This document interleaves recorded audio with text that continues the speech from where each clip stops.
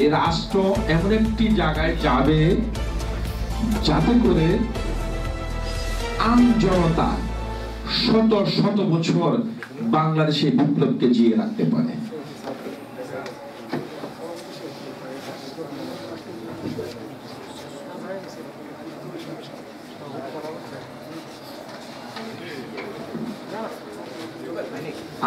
আমি মনে হয় কথাটা ক্লিয়ার করতে পারিনি। আমি বলতে চাচ্ছি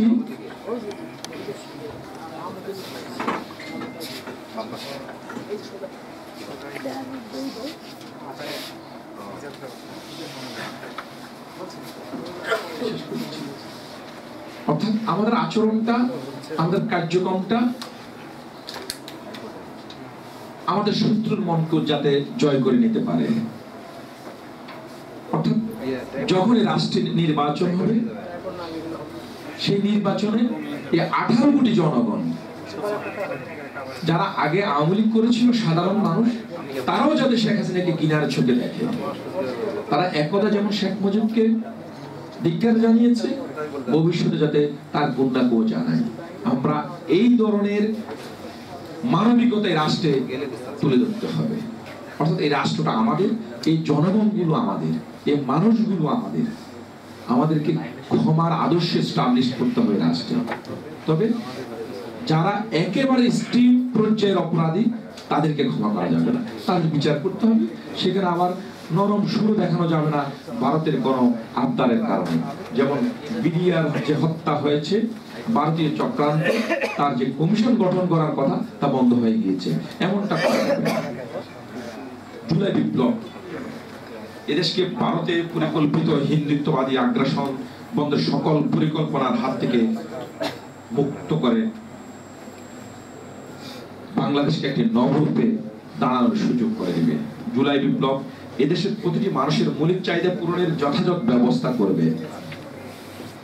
জুলাই বিপ্লব এদেশের হারিয়ে যাওয়া গণতন্ত্রকে ফিরিয়ে আনবে, মানুষের ভোটের অধিকার ফিরিয়ে দিবে, বিচার ব্যবস্থা স্বাধীন করবে, জানমালের নিরাপত্তা দিবে, অর্থনৈতিক চালিকা শক্তিকে মজবুত করবে, নারী ও শিশুর জীবন যাপনের সর্বোচ্চ নিশ্চয়তা দিবে। জুলাই বিপ্লব এদেশের সার্বভৌমত্ব রক্ষায় চূড়ান্ত সিদ্ধান্ত নিবে। বর্ডারে নিহত প্রাণী হত্যার প্রতিশোধ নিবে, হিন্দুত্ববাদী আগ্রাসনের চূড়ান্ত মোকাবেলা করে দেশের সকল ধর্মের মানুষের জীবন যাপন সহজ করবে। দেশে আইনের শাসন প্রতিষ্ঠিত হবে।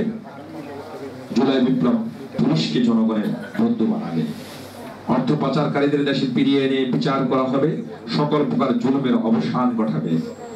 পাঠ্যপুস্তকে দেশের সংস্কৃতিকে যথাযথভাবে তুলে ধরবে। একই সাথে চরম প্রকারের বিতর্কিত গল্পগুলোকে বাদ দিয়ে এই জুলাই বিপ্লব বাংলাদেশের পাঠ্যপুস্তকে মক্কা মদিনা আল আকসার মতো পবিত্র ভূমির ইতিহাস তুলে ধরবে। এই জুলাই বিপ্লব নবী মুহাম্মদ সাল্লাল্লাহু আলাইহি সাল্লাম ও খলিফা রাশিদিনদের জীবনী পাঠ্য বইয়ে অন্তর্ভুক্ত করতে হবে। অতঃপর 90% মুসলমানের দেশকে একটি ইসলামিক ঘরানার রাষ্ট্রে পরিণত করবে। জুলাই বিপ্লবের সরকার দেশের সংবিধানকে চূড়ান্ত রূপে সংশোধন করবে, নির্বাচন কমিশনকে পূর্ণ স্বাধীনতা দিবে, যাতে তারা সহজ এবং স্বচ্ছতার মধ্যে দিয়ে কাজ করতে পারে। যারা এই সংগ্রামে নিহত হয়েছে তাদের চূড়ান্ত তালিকা প্রকাশ করবে, তাদেরকে জাতির অন্যতম সন্তান হিসেবে স্বীকৃতি দিবে, আহতদের সর্বোচ্চ দেখভাল করবে। জুলাই বিপ্লব এ সকল বীরদের রেখে যাওয়া উত্তরসূরিদের সর্বাধিক নিরাপত্তা প্রদান করবে। গণহত্যাকারীদেরকে অবশ্যই বিচারের আওতায় আনবে এবং আনতে হবে। এমন ব্যবস্থা গ্রহণ করতে হবে যাতে ভবিষ্যতে আর বিশিষ্ট কোনো সরকারের আগমন না ঘটে। জুলাই বিপ্লব মানে ভিন্ন মত প্রকাশের স্বাধীনতা। জুলাই বিপ্লব মানে একসাথে দেশ গঠনের কাজে চাপিয়ে পড়া। জুলাই আগস্টের বিপ্লব মানে সব ক্ষেত্রে ক্ষমতার ভারসাম্য রক্ষা করা। সেই বন্দোবস্ত বিনির্মাণের জন্য রাজনৈতিক ঐক্য গড়ে তুলতে হবে।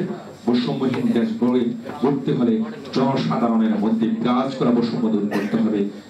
এছাড়া রাষ্ট্রপতি ও প্রধানমন্ত্রীর ক্ষমতা ভারসাম্য রক্ষা করবে। সংসদকে অবশ্যই দীর্ঘক্ষ বিশিষ্ট করবে এই জুলাই বিপ্লব। দীর্ঘমেয়াদী কথা তো বিরক্ত হচ্ছেন, আর অনেক বিজ্ঞজনেরা মঞ্চে প্রবিষ্ট। হ্যাঁ, সময়ও বেশি না।